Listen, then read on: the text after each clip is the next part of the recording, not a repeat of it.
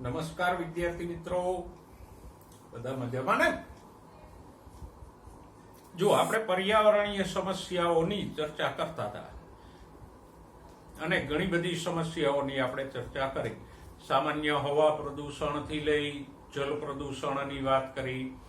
એના પછી મોટી મોટી જે સમસ્યાઓ છે, ગ્રીન હાઉસ અસર અને ગ્લોબલ વોર્મિંગ, ઓઝોન સ્તરનું ગાબડું, એવી બધી સમસ્યાઓની ચર્ચા કરી. સાથે સાથે ઘન કચરો અને એનો નિકાલ, ઈ કચરો એટલે કે ઇલેક્ટ્રોનિક વેસ્ટ, એની ચર્ચા કરી. મેડિકલ વેસ્ટની ચર્ચા કરી. કિરણોત્સર્ગી કચરા વિશે ચર્ચા કરી. તો પછી કૃષિ રસાયણોની અસરોની ચર્ચા કરી. કાર્બનિક ખેતીવાડીની પણ ચર્ચા કરી ગયા આપણે.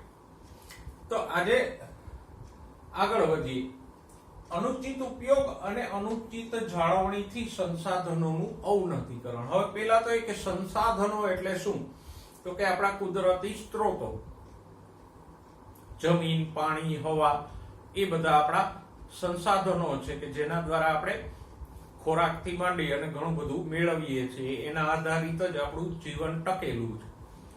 તો અનુચિત એટલે અયોગ્ય ઉપયોગો કરીએ આવા સંસાધનોનો, કે અયોગ્ય જાળવણી કરીએ, એની પૂરતી જાળવણી ન રાખીએ તો સંસાધનોનું અવનતીકરણ થાય, એટલે કે એનું ડિગ્રેડેશન થઈ જાય. ટૂંકમાં કહીએ તો એની ક્વોલિટી ખરાબ થઈ જાય. ઉદાહરણ સ્વરૂપે જુઓ, આપણને જમીનનું ઉદાહરણ આપ્યું છે કે જો આપણી ખેતી લાયક જમીનો છે એનું આપણે યોગ્ય જાળવણી કે યોગ્ય ઉપયોગ ન કરીએ તો એનું અવનતીકરણ થઈ જાય. જમીન પોતાની ક્વોલિટી કે ફળદ્રુપતા ગુમાવી દે. જોઈએ કેવી રીતે થાય છે. જો પેલું તો આપ્યું છે જમીનનું ધોવાણ થઈ જાય. જો જમીનની આપણે યોગ્ય જાળવણી ન કરીએ કે યોગ્ય ઉપયોગ ન કરીએ તો શું થાય? જમીનનું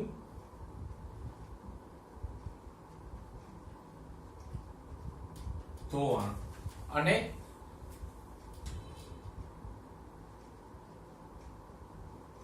રણસ્થળીકરણ એટલે કે રણ નિર્માણ થાય.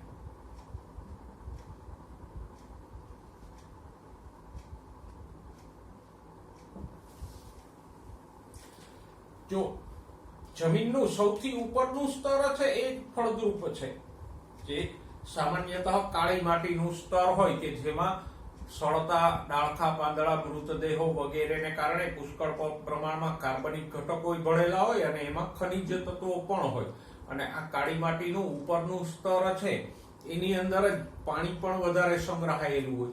તો માટીનું આ જે ઉપરનું સ્તર છે એ જમીનની ફળદ્રુપતા માટે જવાબદાર છે. પણ ખડકમાંથી આ માટીનું સ્તર બનતા સદીઓ લાગી જાય. અને કઈ ક્રિયાથી એ બને? તો કે આપણે ભણી ગયા અનુક્રમણ.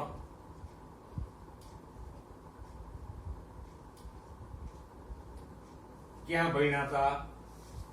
તો કે ચેપ્ટર નંબર 14 માં છેલ્લો મુદ્દો હતો વનસ્પતિ અનુક્રમણ, કે જેમાં આપણે ભણ્યા હતા કે ખડકમાંથી ધીમે ધીમે ધીમે ધીમે ધીમે કરતા કરતા કરતા કરતા કરતા કરતા કરતા માટીનું નિર્માણ થઈ જાય. આવું આપણે કંઈક ભણ્યા હતા. પેલા લાયકેન ઉગે, પછી દ્વિઅંગી, પછી છોડ, પછી ક્ષુપ, પછી વૃક્ષો ઉગે, એમ ક્રમશઃ ખડક માટીમાં ફેરવાતો જાય. પણ અનુક્રમણની ક્રિયાથી આ માટીનું નિર્માણ થતા સદીઓ લાગી જાય, રાતોરાત ન થઈ જાય એમ. તો આ માટીના ફળદ્રુપ સ્તરનું નિર્માણ થતા વર્ષો લાગી જાય. પણ આજે આપણે વધારે પડતી ખેતી,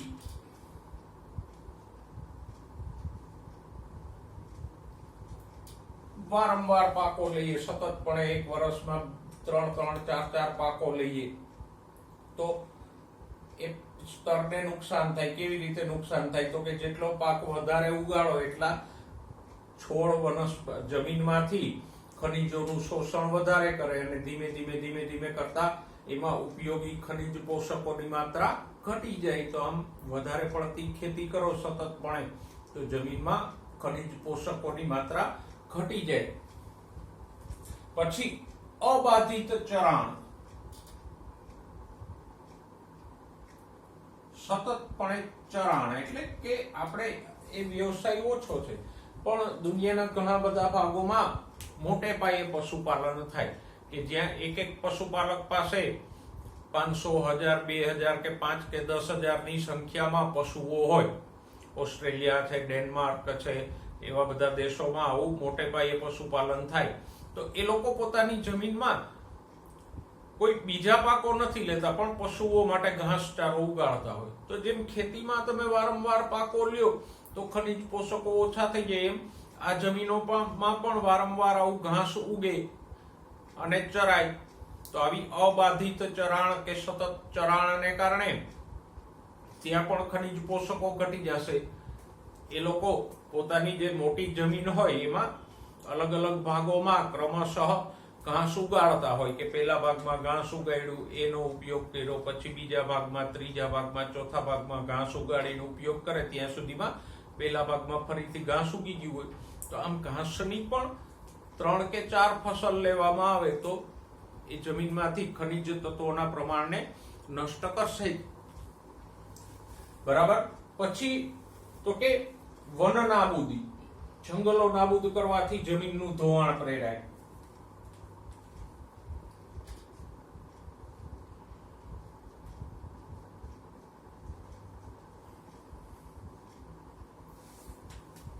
એનાથી પણ જમીન ધોવાઈ જાય, અફળદ્રુપ થઈ જાય.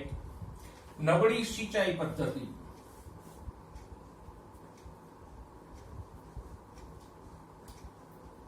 જો નબળી સિંચાઈની વાત નથી, નબળી સિંચાઈ પદ્ધતિની વાત છે. દાખલા તરીકે ઊંડા બોર કે કુવાઓમાંથી આપણે પાણીનો ઉપયોગ કરીએ તો શું થાય? ઊંડા બોરનું પાણી હોય એ 500+ PDS ધરાવતું પાણી હોય એટલે કે એમાં ક્ષારોનું પ્રમાણ ઘણું બધું ઊંચું હોય. તો આવું પાણી આપણે ખેતરોમાં પીવડાવીએ તો શું થાય? પાણી તો વનસ્પતિઓ પાક દ્વારા વપરાઈ જાય કે બાષ્પીભવનથી ઉડી જાય, પણ એના ભેગા જે ક્ષારો આવ્યા છે એ જમીનની ઉપલી પરતમાં પડ્યા રહે અને વર્ષો સુધી આમ આવા ભૂગર્ભ જળથી સિંચાઈ કરીએ એટલે જમીનના ઉપલા સ્તરમાં ક્ષારોનું પ્રમાણ વધી જાય.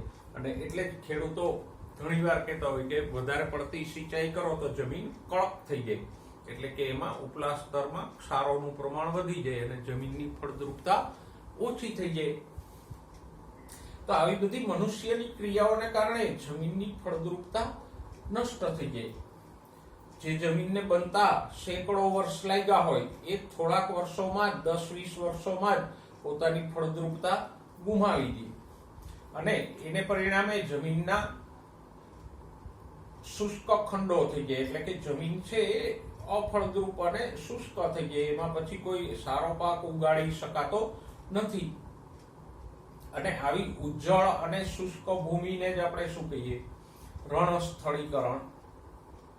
તો આજે વધારે પડતી સિંચાઈ અને વધારે પડતી અનાજની માંગને કારણે આવી સમસ્યાઓ ઘણા બધા પ્રદેશોમાં થાય છે કે જ્યાં જમીન પોતાની ફળદ્રુપતા ગુમાવતી જાય છે અને જે ફળદ્રુપ જમીન હતી એ બિન ફળદ્રુપમાં ફેરવાઈ જાય. એને શું કહેશું? રણસ્થળીકરણ. ઓકે. આને જ લગતી એક બીજી પણ સમસ્યા છે કે કોઈ રણ પ્રદેશની આજુબાજુનો વિસ્તાર હોય તો ત્યાં પણ આવી સમસ્યા, રણસ્થળીકરણની સમસ્યા અલગ રીતે થાય. કઈ રીતે? તો કે પવનને કારણે રણની રેતી છે ચારે બાજુ ફેલાતી રહે. જો કુદરતી રીતે રણની આસપાસ ઝાડીઓ કે જંગલો હોય તો વાંધો ન આવે. ઉદાહરણ તરીકે રાજસ્થાનમાં જે થારનું રણ છે તો થારના રણની ઉત્તર પશ્ચિમ તરફ અરવલ્લીની પર્વતમાળા છે કે જે રાજસ્થાનના રણ અને ઉત્તર પ્રદેશના ગંગાના મેદાનોને જુદી પાડે છે. પણ આ અરવલ્લીના પર્વતોમાંથી આજે પુષ્કળ પ્રમાણમાં વૃક્ષોનું નિકંદન નીકળતું જાય છે, એટલે પવનને કારણે રેતી આ પર્વતોને પાર કરીને ધીમે ધીમે પશ્ચિમ તરફની ફળદ્રુપ જમીનોમાં પણ ફેલાતી જાય છે. તો આવી રીતે પણ રણ સ્થળીકરણ થાય. પછી ત્રીજો એક પ્રકાર રણ સ્થળીકરણનો કયો છે તો કે ભૂગર્ભ જળનું મોટા પ્રમાણમાં ખેંચાણ, ખાસ કરીને દરિયાકાંઠાના વિસ્તારોમાં કે જ્યાં ઊંડા બોર અને કુવાઓ દ્વારા ભૂગર્ભ જળને પુષ્કળ પ્રમાણમાં ખેંચી લેવામાં આવે તો પછી દરિયાનું ખારું પાણી ભૂગર્ભમાં ઘૂસી આવે અને અમુક સમય પછી બોર કે કૂવો કરો તો એમાંથી મીઠાને બદલે ખારું પાણી આવે. તો આવા ખારા પાણીથી પણ ખેતી ન થાય અને જો ખેતી કરો તો જમીન પોતાની ફળદ્રુપતા ગુમાવી દે.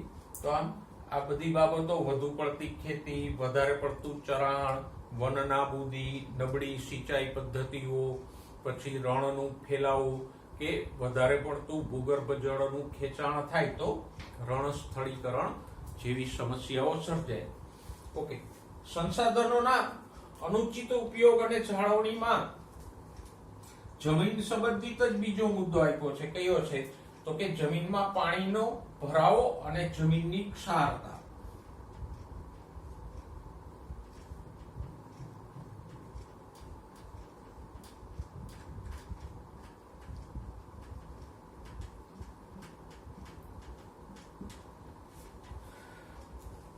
જો સિંચાઈમાં જો પાણીનો યોગ્ય નિકાલ ન થાય તો પાણીનો જમીનમાં ભરાવો થાય અને જમીન એકદમ પાણીથી તરબતર એટલે કે કાદવયી થઈ જાય. ઘણી બધી જમીન હોય જેને આપણે રેતાળ જમીન કહીએ કે જેની પાણી શોષવાની ક્ષમતા ઓછી હોય. સૌથી આવી નજીકની જમીન હોય તો રાજકોટથી આગળ તમે જાઓ એટલે લીંબડી અને બગોદરાની આસપાસનો વિસ્તાર છે તો ત્યાં રોડની બંને સાઈડ આપણે જોઈ શકીએ કે ત્યાં ચોમાસાનું પાણી એમને ભરેલું જ રહે છે. તો આવા વિસ્તારોમાં જમીનમાં પાણીનો ભરાવો થાય અને જમીન પાણીથી તરબતર થઈ અને એકદમ લીચિંગ થઈ જાય એટલે કે કાદવ જેવી થઈ જાય. તો પછી એમાં કોઈ પાકો ઉગાડી નહીં શકાય. તો જે સિંચાઈ પદ્ધતિ વાપરીએ છીએ એમાં પાણીનો યોગ્ય ઉપયોગ થાય અને યોગ્ય નિકાલ થાય એ જરૂરી છે. અને બીજી બાબત ક્ષારતા એટલે કે ક્ષારો. પાકો આપણે વાવીએ તો એને ઉપયોગી ક્ષારો કે ખનિજો જમીનમાંથી શોષી લે. અને સિંચાઈ દ્વારા પણ આપણે વાત કરી કે જમીનના ક્ષારો ભૂગર્ભના ક્ષારો જમીનની ઉપરની સપાટી ઉપર આવે અને પછી એનું પળ થઈ જાય જેને કારણે જમીનમાં પાણી શોષાતું અટકી જાય. તો આમ ક્ષારોની વધતી જતી માત્રા છે એ પણ પાકોની વૃદ્ધિને અવરોધે અને જમીનમાં પાણી શોષવાની ક્ષમતાને ઘટાડે. એને કારણે જમીનમાં પાણીનો ભરાવો થઈ જાય અને જમીન ક્ષારવાળી અને પાણીવાળી થઈ જાય તો પછી એ પાકો માટે ઉપયોગી રહે નહીં. તો આમ આ બધા કારણોસર આપણે જમીન જેવા કુદરતી સંસાધનોની યોગ્ય જાળવણી અને યોગ્ય ઉપયોગ ના કરીએ તો એ જે આપણા ઉપજાઉ સંસાધનો છે એ અવનતિકરણ પામે એટલે કે પોતાની ક્વોલિટી કે ક્ષમતા ગુમાવી દે અને આપણા માટે બિનઉપયોગી થઈ જાય.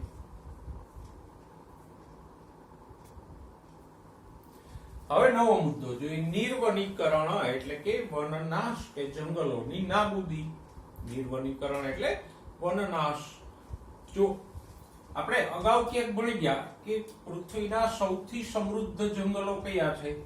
ઉષ્ણકટિબંધના જંગલો અને એમાં પણ એમેઝોનના જંગલો કે જે ઉષ્ણકટિબંધના વનો કે જે પૃથ્વીના કુલ વિસ્તારના 14% હતા એ આજે ઘટીને કેટલા થઈ ગયા છે? 6% જેટલા.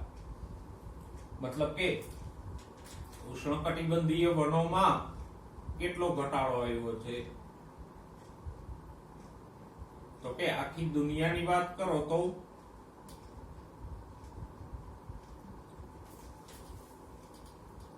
ઉષ્ણકટિબંધીય વનોમાં કુલ વિસ્તારના 40% વિસ્તારમાંથી જંગલો કપાઈ ચૂક્યા છે. એની સામે સમશીતોષ્ણ કટિબંધ કે જેમાં જંગલોનું પ્રમાણ ઓછું છે એમાં આ ઘટાડો કેટલો છે? શીતોષ્ણ કે સમશીતોષ્ણ કટિબંધોમાં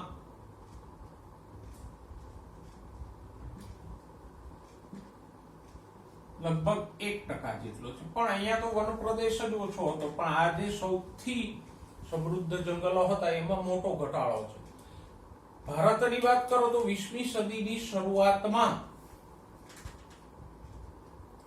એટલે કે 1900ની સાલમાં 20મી સદીની શરૂઆતમાં ભારતના કુલ વિસ્તારના લગભગ 30% કરતાંય વધારે વનો હતા, જે એક સદીમાં એટલે કે 2000ની સાલ સુધીમાં કેટલા બચ્યા તો કે 21.5% જેટલા જંગલો ભારતના કુલ વિસ્તારમાં વધ્યા છે.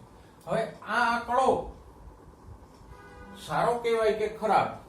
તો કે ભારતની રાષ્ટ્રીય વન નીતિ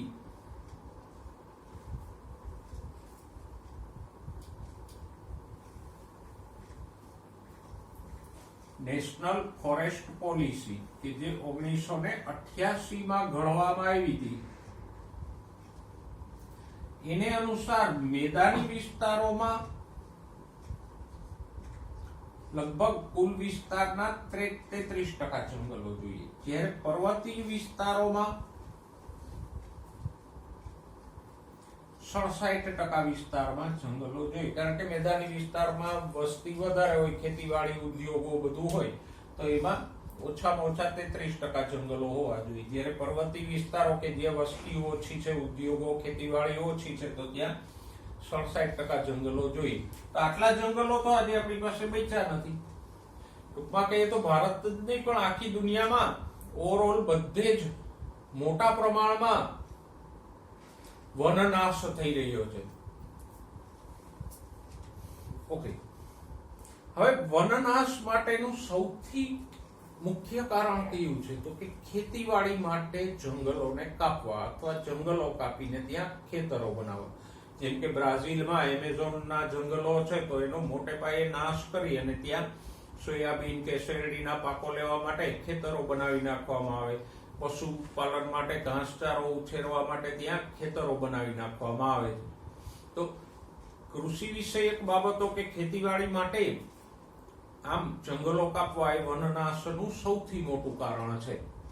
સાથે સાથે ઉદ્યોગો અને આર્થિક વિકાસ તો ખરો જ. થોડાક સમય પહેલા જ પેપરોમાં એ મુદ્દાની ચર્ચા બહુ થઈ હતી કે મુંબઈમાં મેટ્રોના સ્ટેશન માટે થઈ અને લગભગ 2500 જેટલા વૃક્ષો મુંબઈ મહાનગરપાલિકાએ કાપી નાખ્યા હતા. તો આમ આવા ઔદ્યોગિક વિકાસને કારણે કે આર્થિક વિકાસને કારણે વનનાશ થાય, પણ વનનાશનું મુખ્ય કારણ શું છે? કૃષિ વિષય. અને એના માટે એક શબ્દ તમને આપ્યો છે, શું છે? Zoom cultivation.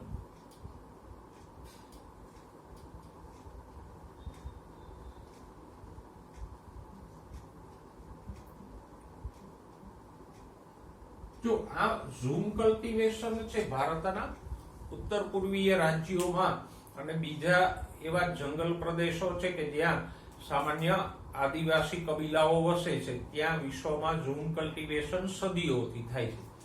હવે ઝૂમ કલ્ટિવેશનની મૂળભૂત પદ્ધતિ શું છે તો કે આ એક જંગલ છે, તો આદિવાસી પરિવારો શું કરે તો કે એના કોઈ એક વિસ્તારને સળગાવે અને ત્યાં ખેતીવાડી કરે.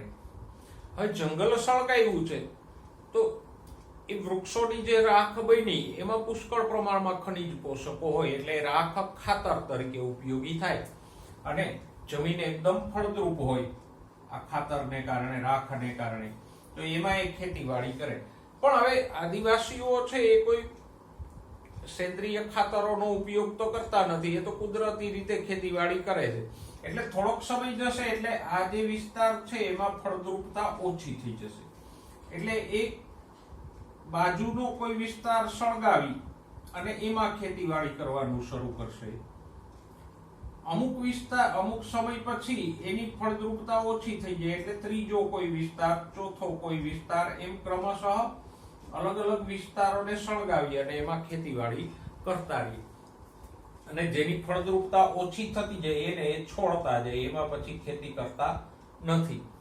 તો આ પદ્ધતિને શું કહેવાય? ઝૂમ કલ્ટિવેશન, કે જ્યાં જંગલો સળગાવી અને ખેતરો બનાવવામાં. પણ આ જે પારંપરિક ઝૂમ કલ્ટિવેશન હતું એનાથી જંગલોને નુકસાન ન થતું, બે કારણે થતું. એક તો આદિવાસીઓ એવડા મોટા ખેતરો બનાવતા નથી, બરાબર? એને વધારે ઉત્પાદન લઈ અને એમાંથી કઈ એન્ડ્રોઈડ મોબાઈલ કે કાર ન લેવી હોય કે બંગલો ન બનાવવો હોય, એટલે એના ખેતરો નાના હોય, પરિવારની જરૂરિયાત પૂરતા જ હોય. બીજું તો કે આ 1 2 3 4 વિસ્તારો સળગાવ્યા એને વારાફરતી, પણ એટલા સમયમાં તો લગભગ એ 20-30 વર્ષ કાઢ નાખે. એક વિસ્તારમાં એ 5-7-10 વર્ષ ખેતી કરે, પછી બીજો વિસ્તાર, ત્રીજો વિસ્તાર.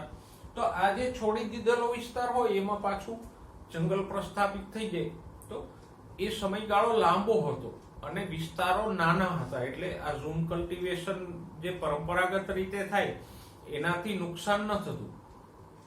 આજે આપણે જે ઝૂમ કલ્ટિવેશન કરીએ છીએ કે ભાઈ જંગલ સળગાવ્યું અને ત્યાં ખેતર બનાવ્યું, પણ એમાં મુશ્કેલી શું છે? તો વિસ્તાર મોટો હોય અને બીજું જંગલ સળગાવ્યું પછી ક્યારેય આપણે એને છોડવાના નથી. એમાં તો વર્ષો સુધી આપણે ખેતી કરવાના જ છીએ. જો એને છોડી દઈએ તો અહીંયા જંગલ ઉગે ને, પણ આપણે એને છોડતા નથી. તો આમ આજનું જે ઝૂમ કલ્ટિવેશન છે એમાં વિસ્તાર પણ વધ્યો છે અને જે ખેતીવાડીનો ગાળો હતો એ પણ લાંબો થયો, મતલબ કે પરમેનન્ટ રીતે જંગલનો આટલા ભાગમાંથી નાશ થઈ ગયો. તો આમ આ ઝૂમ કલ્ટિવેશનને કારણે નિર્વનીકરણ પુષ્કળ પ્રમાણમાં થાય કે જ્યાં જંગલને બાળી અને કાયમી ધોરણે ખેતરોમાં ફેરવી નાખવામાં આવે. ઓકે, નેક્સ્ટ પેરેગ્રાફમાં જુઓ, નિર્વનીકરણનું પરિણામ શું છે? તો કે નિર્વનીકરણને ની મુખ્ય અસરોમાં શું છે? તો કે વાતાવરણમાં કાર્બન ડાયોક્સાઇડની સાંદ્રતા વધી જાય, કારણ કે આપણે જે કઈ CO2 ઉત્સર્જિત કરીએ છીએ ઉચ્છ્વાસથી માંડી અને કારખાનાઓ અને વાહનો દ્વારા, એ બધો CO2 કોણ શોષી લે છે? વનસ્પતિ, અને બદલામાં એ ઓક્સિજન આપે છે. એ તો આપણે જાણીએ. પણ હવે જો વૃક્ષોનું કે જંગલોનું પ્રમાણ ઘટી જાય તો શોષાતા CO2 નું પ્રમાણ ઘટી જાય અને મુક્ત થતા ઓક્સિજનનું પ્રમાણ ઘટી જાય. પરિણામે વાતાવરણમાં CO2 નું પ્રમાણ વધતું જાય. વાતાવરણમાં CO2 નું પ્રમાણ વધે તો ગ્રીન હાઉસ અસર અને ગ્લોબલ વોર્મિંગ જેવી સમસ્યાઓ સર્જાય. તો નિર્વનીકરણનું ની પહેલી મુખ્ય અસર આ છે કે એને કારણે વાતાવરણમાં CO2 ની સાંદ્રતા વધી જાય અને એને પરિણામે ગ્રીન હાઉસ અસર અને ગ્લોબલ વોર્મિંગ જેવી સમસ્યાઓ સર્જાય. પછી બીજું નિર્વનીકરણની બીજી અસર હોય તો જલચક્ર ઉપર થાય કે વરસાદના ચક્ર ઉપર થાય. ક્યાંક અતિવૃષ્ટિ થાય, ક્યાંક અનાવૃષ્ટિ થાય, ભયંકર વરસાદ પડે, દુષ્કાળ પડે. ત્રીજી અસર જમીનનું ધોવાણ થાય. તમે જંગલો કાપી નાખ્યા તો જંગલો હોય તો એ જમીનને ધોવાતી અટકાવે વરસાદથી કે પવનથી, પણ જંગલો કાપી નાખો તો એવી જમીનનું ધોવાણ થશે. અને આંતરિક કિસ્સા એટલે કે ચરમ અવસ્થામાં હમણાં આપણે ભણ્યા એમ વધારે પડતી સિંચાઈથી રણ સ્થળીકરણ થઈ જાય. આ જે જંગલની ફળદ્રુપ જમીન હતી એ અફળદ્રુપ થઈ જાય. ઓકે, તો આમ નિર્વનીકરણની આટલી અસરો છે. તો એનાથી CO2 નું પ્રમાણ વધે, જલચક્ર ખોરવાઈ જાય, જમીનની ફળદ્રુપતા ગુમાવે, ધોવાણ થાય અને રણ સ્થળીકરણ પણ થઈ શકે. તો એનો ઈલાજ શું છે? તો કે પુનઃવનીકરણ. જ્યાં આપણે જંગલો કાપીએ છીએ તો બદલામાં આપણે નવા જંગલો ઉગાડવા પણ જોઈએ. ચાલો કોઈ જગ્યાએ આવશ્યક છે, કોઈ રોડ બનાવવો કે ઉદ્યોગો સ્થાપવા કે ખેતરો બનાવવા જરૂરી છે, તો ત્યાંથી આપણે જંગલો નાબૂદ કરીએ તો બીજા કોઈ વિસ્તારમાં સામે જંગલો ઉગાડવા પણ જોઈએ. અથવા તો ખેતીવાડીમાંથી આપણે છોડી દીધી છે તો એવા જંગલો, એવી જગ્યાઓમાં ફરીથી આપણે જંગલો ઉગાડવા જોઈએ. તો આ પુનઃવનીકરણ છે એ સૌથી શ્રેષ્ઠ ઉપાય છે કે જે આપણે કરતા નથી. તો આમ આપણે નિર્વનીકરણ, એના કારણો અને એના અસરો, એની અસરો અને ઉપાયોની ચર્ચા કરી. ઓકે, હવે અંતમાં જોઈએ વન સંરક્ષણમાં લોકોના પ્રદાનના ઉદાહરણ રૂપ કિસ્સાઓ. ભારત દેશમાં ઘણા બધા એવા કિસ્સાઓ પણ બન્યા છે કે જેમાં વન સંરક્ષણમાં લોકોએ બહુ મોટું બલિદાન આપ્યું હોય અને એ વિશ્વમાં ઉદાહરણ રૂપ કિસ્સાઓ આજે પણ બની રહ્યા હોય. એમાંનો એક કિસ્સો છે અમૃતા દેવી બિશ્નોઈનો કિસ્સો.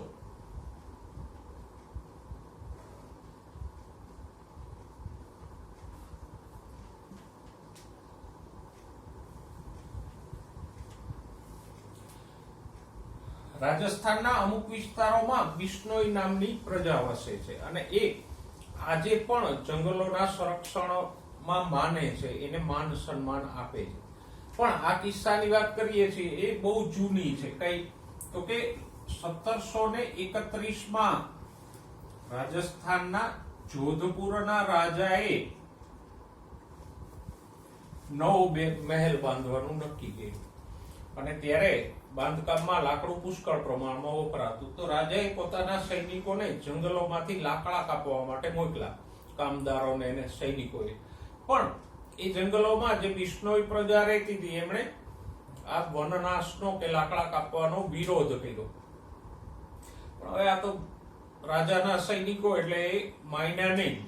અને એ વિરોધની આગેવાની કોણે લીધી? તો કે અમૃતા દેવી બિશ્નોઈ નામની એક મહિલાએ. પછી એ સમસ્યા કે વિવાદ વધ્યો એટલે સૈનિકો જબરજસ્તી વૃક્ષો કાપવાનો પ્રયત્ન કરવા માંડ્યા. તો આ બિશ્નોઈ લોકો છે એ વૃક્ષોને વીંટળાઈ જતા થળને અને વૃક્ષો કાપવાથી સૈનિકોને રોકતા. પણ આ સંઘર્ષમાં લગભગ 350 કરતાંય વધારે લોકોને સૈનિકોએ મારી નાખ્યા. એમાં અમૃતા દેવી બિશ્નોઈ અને એની 3 પુત્રીઓ પણ હતી. તો લગભગ 350 થી વધારે લોકોએ દુનિયામાં ક્યાંય વન સંરક્ષણ માટે પ્રાણ આપ્યા હોય એવો આ એકમાત્ર કિસ્સો છે અને એટલે જ આજે પણ ઉદાહરણ રૂપ છે. પછી આટલો મોટો સંઘર્ષ થયો અને આટલા બધા લોકો મર્યા એટલે રાજાને ખબર પડી તો એને વૃક્ષો કાપવાનો જે આદેશ હતો એ પાછો લઈ લીધો. તો આમ આ અમૃતા દેવી બિશ્નોઈનો કિસ્સો એક ઉદાહરણ રૂપ કિસ્સો છે અને એટલે જ આજે પણ ભારત સરકાર વન સંરક્ષણમાં કોઈએ આવું બહાદુરીભર્યું કામ કર્યું હોય તો એને અમૃતા દેવીના નામથી અમૃતા દેવી બિશ્નોઈ વન સંરક્ષણ પુરસ્કાર નામનો એવોર્ડ આપે છે કે જે વન સંરક્ષણમાં ભારતનો ટોચનો એવોર્ડ છે, Amrita Devi Bishnoi wildlife protection award. તો આ એક મહત્વનો છે. બીજો આવો એક કિસ્સો હોય તો ચિપકો આંદોલન. ઉત્તરાખંડના ગઢવાલ પ્રદેશમાં, જેમ આપણા ગુજરાતમાં સૌરાષ્ટ્ર, કચ્છ વગેરે પ્રદેશો છે, ઉત્તરાખંડ રાજ્યમાં કુમાઉ, ગઢવાલ એવા બધા પ્રદેશો છે કે જેમાં હિમાલયની પર્વતમાળાઓ આવેલી છે. તો આ ગઢવાલ પ્રદેશમાં રાજ્ય સરકારની નીતિ એવી હતી કે એક કોન્ટ્રાક્ટરોને કોન્ટ્રાક્ટ આપી દે કે ભાઈ તમારે આટલા વૃક્ષો કાપવાના કુલ. પછી એ કોન્ટ્રાક્ટરો ગમે તે જંગલોમાંથી વૃક્ષો કાપે. પણ ગઢવાલ પ્રદેશમાં લોકોએ પોતાની આસપાસના વૃક્ષો કે પોતાની ગામની આજુબાજુના જંગલો કાપવાની ના પાડી કે ભાઈ તમારે વૃક્ષો કાપવો હોય તો કાપો, પણ અમારા ગામની આજુબાજુથી નહીં. તો એમાં પણ કોન્ટ્રાક્ટરો અને લોકો વચ્ચે સંઘર્ષ થયો અને એને કારણે એક વિરોધની નવતર પદ્ધતિ આવી કે લોકો, સ્ત્રીઓ અને પુરુષો વૃક્ષોને ચીપકી જતા.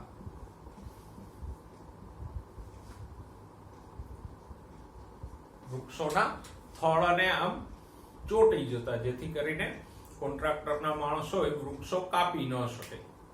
તો માટે જ આને ચિપકો આંદોલન કે ચિપકો મૂવમેન્ટ પણ કહેવામાં આવી. અને પછી કોન્ટ્રાક્ટરો વૃક્ષો કાપી ન શકતા. સમય જતા ચિપકો આંદોલન નું નેતૃત્વ પ્રખ્યાત પ્રખર ગાંધીવાદી સુંદરલાલ બહુગુણાએ લીધું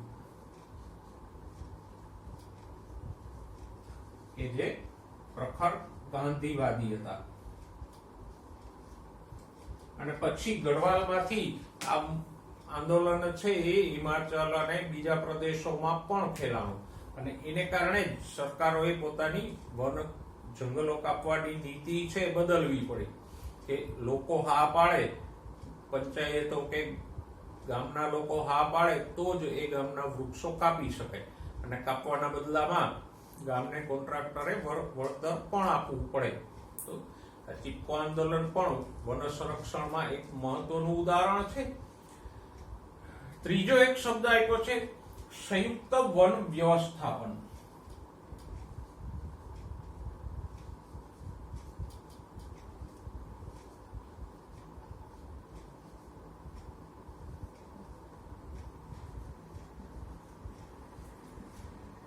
જોઈન્ટ ફોરેસ્ટ મેનેજમેન્ટ. જોઈન્ટ સંયુક્ત, કોનું જોઈન્ટ? તો કે ગામ લોકો અને રાજ્ય સરકાર બંને ભેગા મળીને વન નિર્માણ કે વન સંરક્ષણ કરે, અને એમાં બંનેને ફાયદો થાય. શું ફાયદો થાય? તો કે ગામ લોકોની એક મંડળી બનાવવામાં આવે, અને એ મંડળી ગામની આજુબાજુમાં કોઈ સરકારી પડતર જમીન હોય તો એને માટે રાજ્ય સરકારને અરજી કરે, એટલે રાજ્ય સરકાર ગામ લોકોને આ જમીન ફાળવે, માલિકીના ધોરણે નહીં પણ ફક્ત જંગલો ઉછેરવા માટે એને આપે, અને ગામ લોકો એમાં જંગલો ઉછેરે. આ જે મંડળી છે ગામ લોકોની, એમાં જંગલો ઉછેરે, જંગલોની સાર સંભાળ રાખે. બદલામાં એ જંગલોમાંથી જે કઈ ગૌણ પેદાશો થાય, જેમ કે ટીમરૂના પાન, બળતણના લાકડા, ગુંદર, કોઈ ઔષધિઓ, ફળો, એ બધી પેદાશ આ મંડળી દ્વારા એકઠી કરવામાં આવે અને એને વેચવામાં આવે. તો આમ જંગલો ઉછેરી અને ગામ લોકોને એમાંથી આવી ગૌણ વન પેદાશો નું વેચાણ કરી અને આવક થાય. બદલામાં સરકારને જે જમીન પડતર હતી એની ઉપર ગામ લોકોની મહેનતથી વનીકરણ થઈ જાય. તો અહીંયા આમ સરકાર અને ગામ લોકોની મંડળી બંને સંયુક્ત રીતે વનીકરણ અને વન વ્યવસ્થાપન કરે છે. સૌથી પહેલા આની શરૂઆત પશ્ચિમ બંગાળમાંથી કરવામાં આવી, અને પછી તો ઘણા રાજ્યોમાં આ જોઈન્ટ ફોરેસ્ટ મેનેજમેન્ટની જે સ્કીમ છે એ સફળતાપૂર્વક ચલાવવામાં આવી, અને પુષ્કળ પ્રમાણમાં સાલના વૃક્ષોના જંગલો પશ્ચિમ બંગાળમાં અને ઓરિસ્સામાં આ પદ્ધતિથી ઉછેરવામાં આવ્યા. અહીંયા એક અંડરલાઈન કરજો કે લોકોને કઈ ગૌણ વન પેદાશો મળતી, તો કે ફળ, ગુંદર, રબર, ઔષધો, બળતણના લાકડાઓ, એ બધું ગૌણ વન પેદાશો કહેવાય. તો આમ આપણે વન સંરક્ષણમાં 3 કિસ્સાઓનું અધ્યયન કર્યું: અમૃતાદેવી બિશ્નોઈનો કિસ્સો, ચીપકો આંદોલન અને સંયુક્ત વન વ્યવસ્થાપન. અને આ સાથે જ આપણું પ્રકરણ અહીંયા પૂરું થાય. નવા લેક્ચરમાં નવા પ્રકરણની ચર્ચા સાથે ફરીવાર મળીશું. ત્યાં સુધી સ્વસ્થ રહો, મસ્ત રહો અને વન સંરક્ષણ કરતા રહો.